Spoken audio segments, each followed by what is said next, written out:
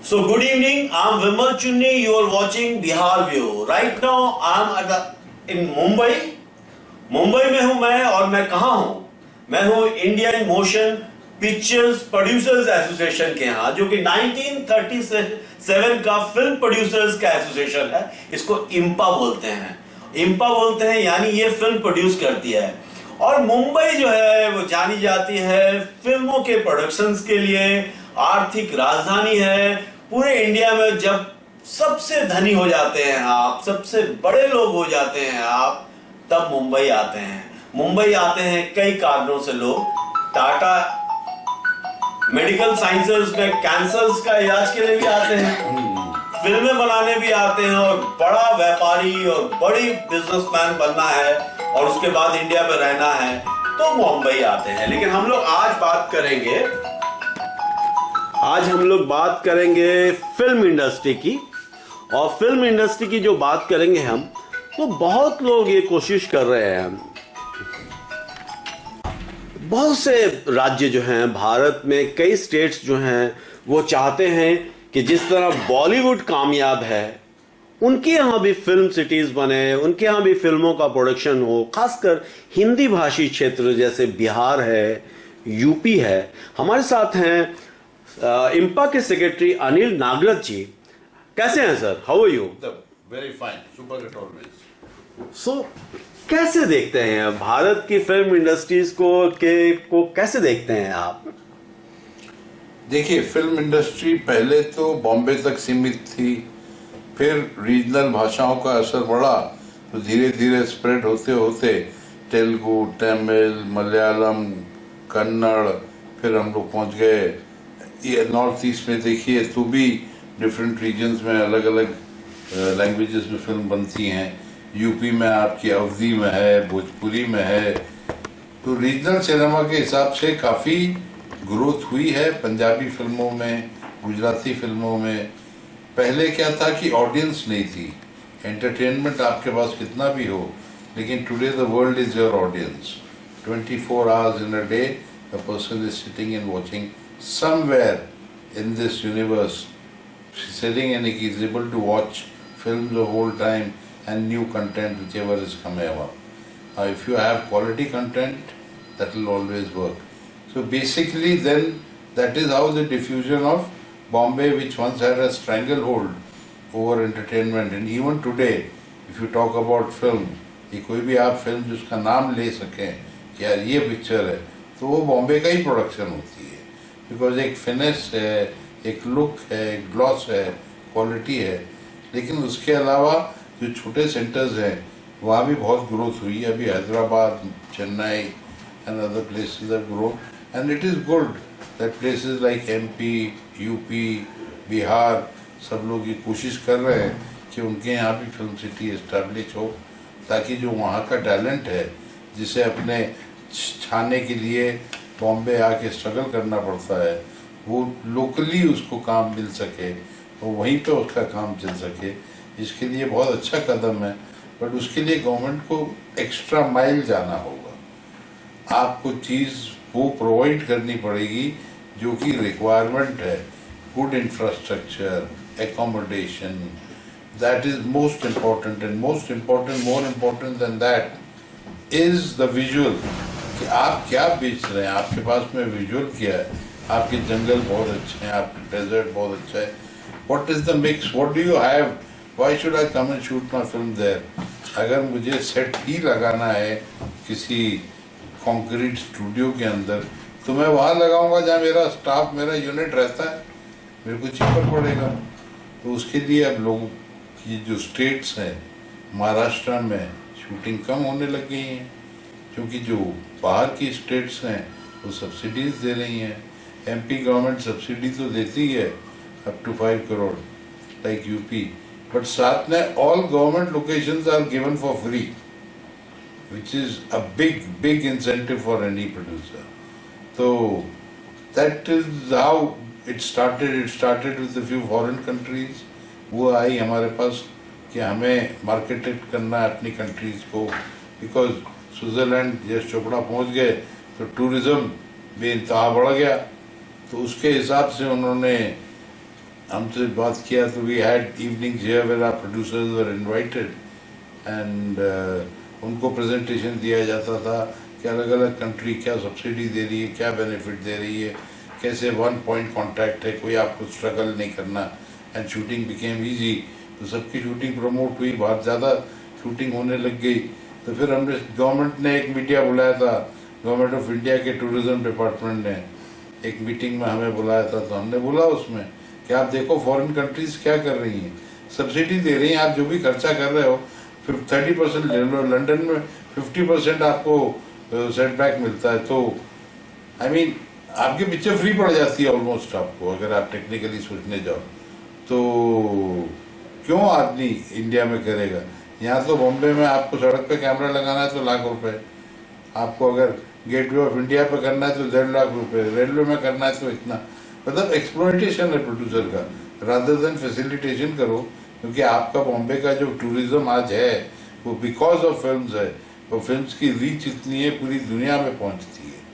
But वो बात फिर गवर्नमेंट ऑफ इंडिया की समझ में आई, उन्होंने अलग स्टेट्स को बोला, तो अभी एमपी भी दे रही है बेनिफिट।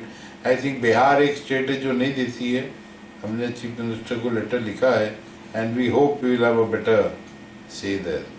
सो फिल्मों का निर्माण सिर्फ इसलिए नहीं किया जाता है कि सिर्फ फिल्में चलें। फिल्में देखने के बाद या फिल्मों से बहुत कुछ चलता है। फिल्मों से सिनेमा हॉल्स चलते हैं, जो सिनेमा हॉल्स पहले छोटे छोटे सिनेमा हॉल्स थे, फिर मल्टीप्लेक्स आए, अभी ओटीटी प्लेटफॉर्म्स हैं और बहुत से सोशल मीडिया के प्लेटफॉर्म्स हैं जहां फिल्में देखने को मिलती हैं। लेकिन फिल्म बनाना और फिल्म का प्रोडक्शन करना और फिल्म के लिए जो आप अगर किसी सिटी को या स्टेट को या किसी गांव को या किसी टूरिस्ट प्लेस को चुनते हैं तो वो प्लेस का भी एक प्रचार होता है। इसमें क्या है कि सरकार की भूमिका जो है, जैसे मुंबई से लोग जब आज जाएंगे बिहार या यूपी या और भी अदर स्टेट जहां रीजनल फिल्म्स का ज्यादा विकास नहीं हुआ है, तो अगर वो स्टेट्स बुलाना चाहती हैं तो उन्हें फैसिलिटीज देना पड़ेगा। क्या क्या फैसिलिटीज देने से जो रीजनल फिल्म्स हैं या हिंदी फिल्म्स के प्रोड्यूसर्स जो हैं वो आकर्षित होंगे खासकर यूपी और बिहार की तरफ? एक तो जैसे सब्सिडीज हैं, उसके अलावा लोकेशंस हैं, उसके अलावा आपका ट्रांसपोर्टेशन का प्रॉब्लम रहता है, देन एकोमोडेशन, द होटल्स, अगर गवर्नमेंट अपनी तरफ से होटल्स में सब्सिडी या कोई और फैसिलिटी दे सके गवर्नमेंट गेस्ट हाउस में जिसमें भी, तो that will be a big help to the producers. तो you know every, because film में ख्वाब होता है, वो किसी जगह में बेस्ड होता है, उसमें कुछ किरदार होते हैं, वो एक कहानी होती है, वो एक फिल्म होती है। तो वो जब करने जाते हैं तो उसमें अगर हर चीज़ फैसिलिटेट होती है, सेफ्टी, सिक्योरिटी, ओपन में शूट कर रहे हैं तो पुलिस का गाइडेंस, हेल्प, तो वो अगर गवर्नमेंट आपका प्रशासन साथ देती है तो आप बहुत कुछ कर सकते हैं, जो आजकल शुरू हो गया है। जैसे भोपाल में तो शूटिंग करने वाले की ऐसी इज्जत होती है, होटल वाले वेट करते हैं कोई शूटिंग वाला आ जाए। लखनऊ में भी मैंने वही सुना है, क्योंकि यूपी में बहुत शूटिंग चल रही है। बिहार सरकार ने कभी इम्पा को या इस तरह की बॉडीज जो हैं इनसे कभी रिक्वेस्ट नहीं किया कि आप हमारे यहाँ आइए, फिल्में बनाइए, हम आपको ये देंगे, हम आपको देंगे जगह, हम आपको देंगे बहुत सी सुविधाएं? बिहार सरकार बोलती है हम आपको दारू नहीं पीने देंगे। अब बेसिक सर क्या है, जहाँ का रूल ही हिपोक्रिटिकल हो। मैं बहुत सालों बाद पुरानी बात बताता हूँ आपको, 1980s की, 82 की। मैं गोल्डन टोबैको में रीजनल मैनेजर था कैलकाटा में।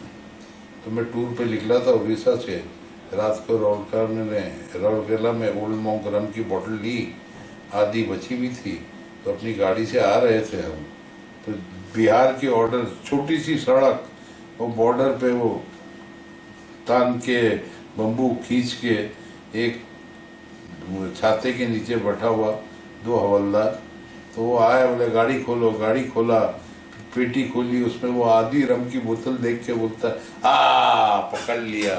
यूँ बोतल लेके रखता है वो टेबल पे, वो बोलता गाड़ी में मेरी बैठ गया, हथकड़ी लेके कि आपको तो पुलिस स्टेशन ले जाना पड़ेगा।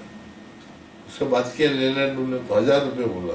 अच्छा क्या करेगा? बोले आपको बंद करेंगे। चलो, तो गाड़ी में बंदूक और हथकड़ी लेके बैठा उनमें से एक आदमी, और हमको लेके गया नियरेस्ट पुलिस स्टेशन। वहाँ बाहर आग में बकरा बन रहा था। हवलदार साहब जो हेड थे वो बनियान पहन के बाहर मजे कर रहे थे, अंधेरा हो चुका था।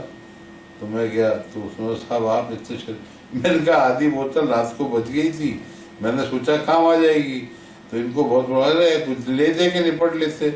मैंने कहा 1000 रुपये मांगता था, दो गाली दी उसने, बोला 100 रुपये दो साहब अब जाओ। अच्छा, मैं रांची में अपने होटल में चेक इन किया, दरवाज़ा बंद किया, उसके पहले वेटर बोलता साहब क्या पियोगे? आप सोच लो, वो आज तक बेवकूफ़ी खींची जा रही है, जाहिल बना है। कौन वहाँ पे काय का फिल्म सिटी बनेगा? आप समझे, बिहार का बहुत जगमग इतिहास है, बहुत अच्छा बन सकता है, लेकिन लोग ही नहीं बनाना चाहते हैं। वो अपने थोड़ा ओपन होना पड़ेगा, थोड़ा सुविधा देनी पड़ेगी, सुविधा देनी पड़ेगी, वेलकम करना पड़ेगा। और आपको कि फिल्म ऐसा नहीं है कि 4 पिस्तौल के नीचे रख दिया जाए कि तू बना के दे। फिल्म एक क्रिएशन है, एक आदमी को सोचना पड़ता है, ख्वाब देखना पड़ता है, फिर उस ख्वाब को रिक्रिएट करने को फिल्म बोलता है। आप समझे, फिल्म क्या है, फिल्म की क्या परिभाषा है, आपकी समझ में फिल्म क्या है? मेरे हिसाब से तो फिल्म सचमुच ख्वाब है, फिल्म हकीकत है, फिल्म को आप कई रूप में देख सकते हैं। फिल्म तो मैं फिल्म की परिभाषा यानी कि डेफिनेशन, फिल्म विजुअल मीडियम से समझाए जाने वाली कहानी है, जिस कहानी का एक मैसेज होता है समाज में। आप परिभाषा नहीं दे रहे हैं, आप परिभाषा मैं बताता हूँ सर।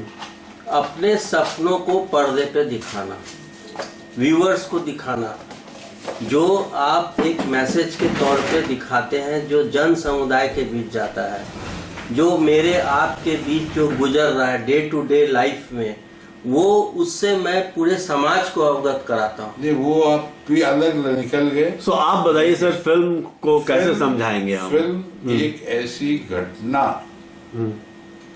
एक ऐसी घटना का चित्रण है जो कभी कहीं हुई थी और जिसमें कुछ किरदार शामिल थे। घटना, वक्त कहीं हुई थी और उसमें किरदार शामिल है। आजकल फिल्में क्यों?